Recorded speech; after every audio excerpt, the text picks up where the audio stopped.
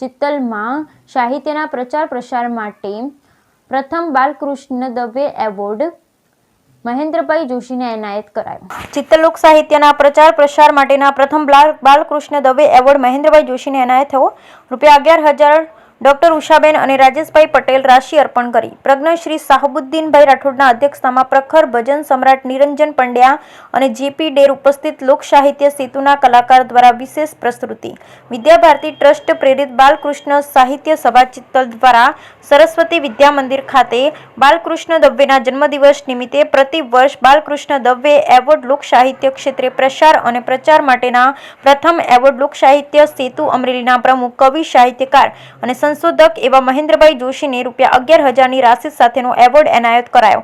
મુખ્ય દાતા ચિત્તલના ભૂતપૂર્વ તબીબી સેવા ભાવી ડોક્ટર રાજેશભાઈ પટેલ અને ડોક્ટર ઉષાબેન પટેલના સૌજન્યથી પ્રજ્ઞશ્રી હાસ્યકાર શાહબુદ્દીનભાઈ રાઠોડના અધ્યક્ષતામાં યોજાઈ ગયો। આ સુંદર કાર્યક્રમનું ઉદ્ઘાટન માનવ મંદિર સાવરકુંડલાના ભક્તિરામ બાપુ અને દાન મહારાજની જગ્યા ચલાલાના લઘુમંત પ્રયાગરાજ ભગત હસ્તે કરવામાં આવેલ। ભજન સમ્રાટ નિરંજનભાઈ પંડ્યા સહિત અનેકો નામી અનામી સાહિત્યકારો, કલાવૃંદો, સામાજિક સ્વૈચ્છિક સંસ્થાઓના અગ્રણીઓની વિશાળ ઉપસ્થિતિમાં પ્રથમ બાલકૃષ્ણ દવે પુરસ્કાર પ્રતિવર્ષ લોક સાહિત્યકાર ક્ષેત્રે વિશિષ્ટ પ્રદાન આપનાર પ્રતિભાઓને એનાયત કરવાનો સંકલ્પ કરતી બાલકૃષ્ણ સાહિત્ય સભાનું અદ્ભુત આયોજન। Bureau report Natwarlal Patil.